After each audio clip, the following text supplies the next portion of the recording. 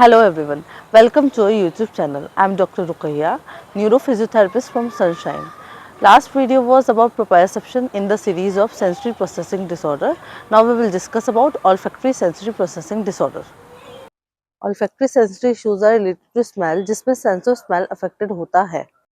Parents complain about loss of smell, reduced sense of smell or food smell like chemical or rotten or increased sense of smell or child lost interest in drinking or eating etc. and other issues like sinus congestion or nasal congestion etc. Smell का problem due to several neurological issues की वजह से भी होता है. हर बच्चे में smell का प्रॉब्लम डिफरेंट वे में हमें देखने को मिलता है. ठीक है. उसके बाद now we will discuss about neurophysiology. Neurophysiology में हम बात करते हैं कि olfactory cortex is responsible for smell. फिर जो हमारा ऑल्फैक्टरी कॉर्टेक्स होता है that is located in the forebrain in the temporal lobe. उससे पहले मैं आपको न्यूरोफिजियोलॉजी बताने से पहले मैं आपको बताना चाहती हूँ कि जब भी हमारे स्मेल के पार्टिकल्स हमारे मूव करते हैं ऑल्फैक्टरी ट्रैक्ट में तो उसमें वो डिज़ोल्व होते हैं म्यूकस में और फिर वो पास होते हैं ऑल्फैक्टरी ट्रैक्ट में. ऑल्फैक्टरी रिसेप्टर सेल्स में एक्सॉन्स प्रेजेंट होते हैं. जो हमारे एक्सॉन्स होते हैं वो हमारे टफ सेल्स माइट्रल सेल्स के साथ इमर्ज होते हैं और हमारे ऑल्फैक्टरी ट्रैक्ट तक पहुंचते हैं. वहाँ पे हमारा olfactory tract is divided into two part that is olfactory medial stria and olfactory lateral stria. Olfactory medial stria में हाइपोथैलेमस होता है, लिम्बिक सिस्टम होता है. हाइपोथैलेमस का फंक्शन है जिसमें smell associated with food and social behavior, and limbic system में smell is associated with emotions and behavior. olfactory lateral stria. olfactory lateral stria में क्या होता है, 3 पार्ट्स में डिवाइड होता है. जो फर्स्ट पार्ट है that is primary olfactory cortex, second is amygdaloid complex, third one is hippocampus. Primary olfactory cortex जो होता है that is responsible for conscious perception of smell. Amygdaloid complex is responsible for food and social behavior, and last one that is hippocampus. It is associated with memory. Now we will discuss about the odor classification. First one is aromatic. Aromatic produced by the camphor, lavender, clove, and bitter almonds. Second is ambrosial. Ambrosial is produced by milk. Third one is burning. Burning is produced by roasted coffee, meat, and tobacco. Fourth one is ethereal. Ethereal is produced by fruit, wax, and ether. Fifth one is fragrant. Fragrant is produced by flowers and perfumes.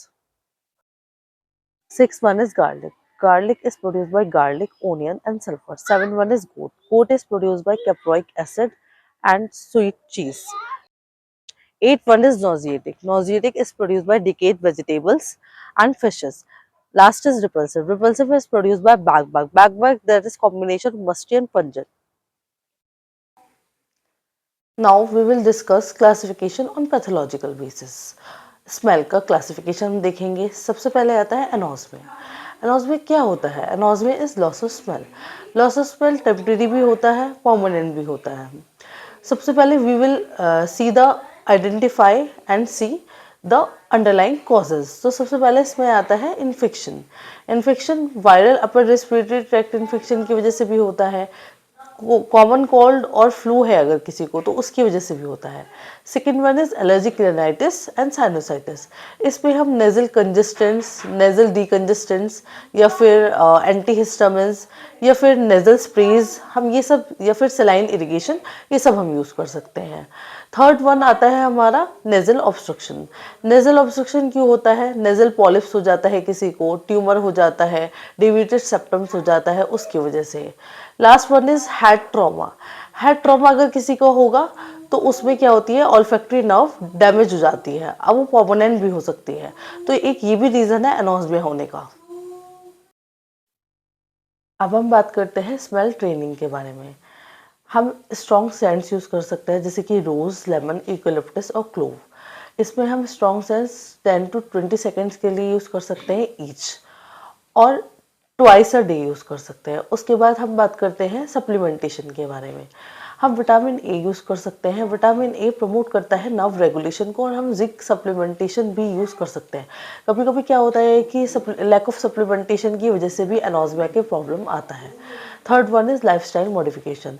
Lifestyle modification में हम visual cues use कर सकते हैं, और gas detector, smoke detector हम use कर सकते हैं।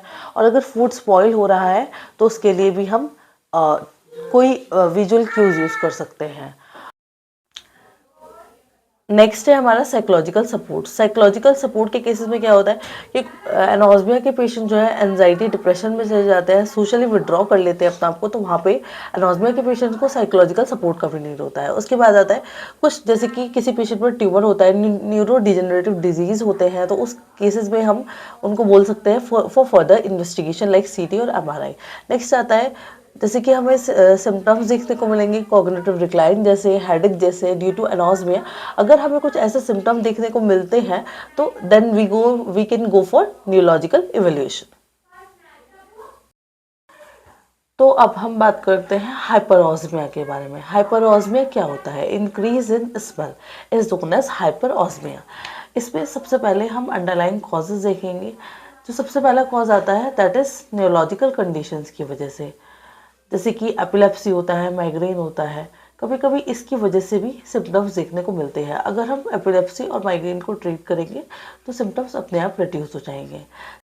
उसके बाद आता है हमारा हार्मोनल चेंजेस। हार्मोनल चेंजेस में प्रेगनेंसी की वजह से या फिर हार्मोनल इम्बैलेंस की वजह से सिम्टम्स देखने को मिल सकते हैं। Next one is chronic condition. Chronic condition में साइनस इन्फेक्शन की वजह से, एलर्जीज की वजह से या रेस्पिरेटरी इन्फेक्शन की वजह से भी सिम्टम्स ट्रिगर हो सकते हैं। बात करते हैं लाइफस्टाइल मॉडिफिकेशन के बारे में। इसमें सबसे पहले हमारा पॉइंट आता है अवॉइड स्ट्रॉन्ग स्मेल। इसमें हमें परफ्यूम की स्मेल को, केमिकल की स्मेल को, या फिर कोई ऐसा फूड है जो ट्रिगर करता है इस हमारे स्मेल को, उसको हमें अवॉइड करना है। उसके बाद आता है वेंटिलेशन। हमारा वेंटिलेशन प्रॉपर होना चाहिए, बिकॉज जो हमारे स्पेल के पार्टिकल्स हैं वो नहीं मूव करेंगे। जो हमारा नज़ल कैविटी है उसमें नज़ल कॉनकेव होता है। अगर हम वेंटिलेशन प्रॉपर नहीं होगा तो air flow is not proper. After that dietary adjustment, avoid that food that trigger smell. Next हमारा आता है डिसेंसिटाइजेशन थेरेपी। इसमें we can gradually expose to mild sense. उसके बाद आता है हमारा एलर्जीज़ के लिए। एलर्जीज़ के लिए हम एंटीहिस्टामिन्स या नेजल स्प्रेज हम यूज़ कर सकते हैं। उसके बाद आता है हमारा स्ट्रेस मैनेजमेंट। स्ट्रेस मैनेजमेंट या फिर साइकोलॉजिकल सपोर्ट, इस पर हम सीबीटी यूज़ कर सकते हैं। Those with high emotional responses to smell, और स्ट्रेस मैनेज भी होता है उससे, सीबीटी से। एंड हम रिलैक्सेशन टेक्निक्स यूज़ कर सकते हैं, मेडिटेशन करा सकते हैं, डीप ब्रीदिंग एक्सरसाइजेस करा सकते हैं। Next is hyposmia. हाइपोस्मिया क्या होता है? रिड्यूस सेंस ऑफ स्मेल और decrease in sense of smell. इसमें सबसे पहले वी विल फाइंड आउट कि what are the underlying causes. सबसे पहले जो कॉज है नेजल एंड साइनस इश्यूज। इसमें एलर्जीज की वजह से, साइनस की वजह से हो सकता है। Next is neurological condition, Alzheimer's की वजह से, पार्किंसन की वजह से, और मे बी मेनिंजाइटिस की वजह से होता है।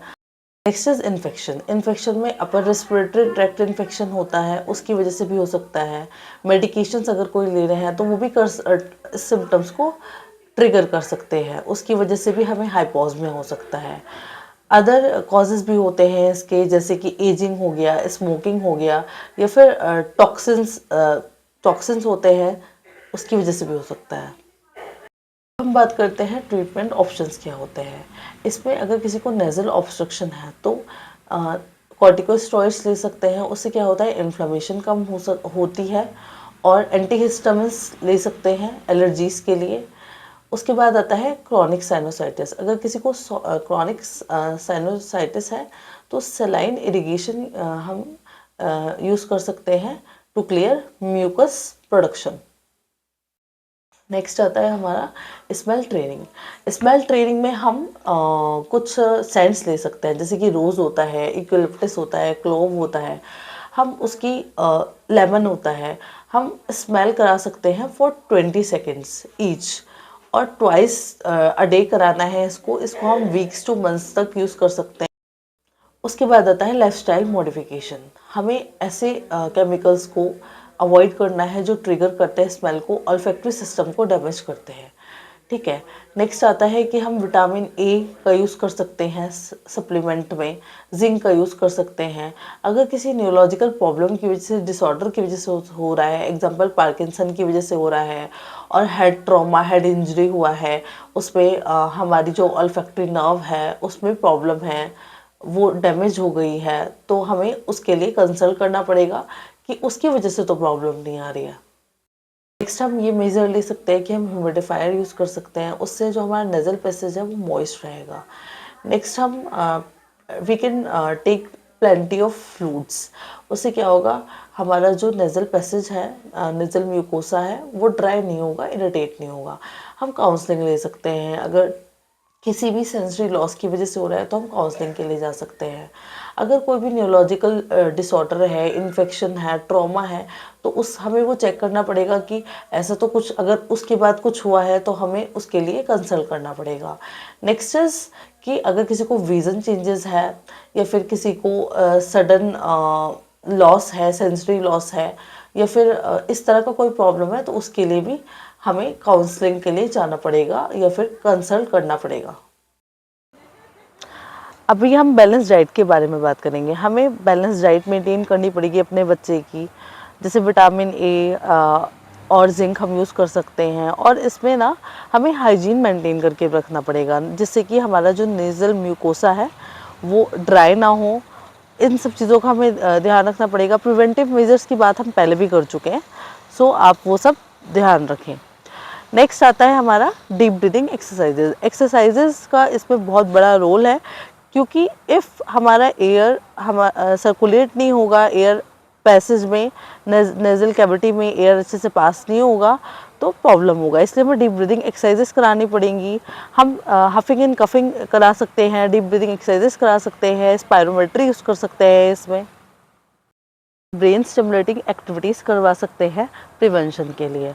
हम मेमोरी से रिलेटेड एक्सरसाइज करवा सकते हैं, फॉर एग्जांपल पजल्स करा सकते हैं, क्रिएटिव एक्टिविटीज़ करा सकते हैं, मेमोरी गेम्स करा सकते हैं, योगा करा सकते हैं, मेडिटेशन करा सकते हैं, आर्ट एंड क्राफ्ट करा सकते हैं, कुकिंग करा सकते हैं। नॉलेज एक्सपेंशन के लिए हम रीडिंग, पॉडकास्ट और डॉक्यूमेंट्रीज करा सकते हैं, गार्डनिंग करा सकते हैं, नेचर वॉक करा सकते हैं।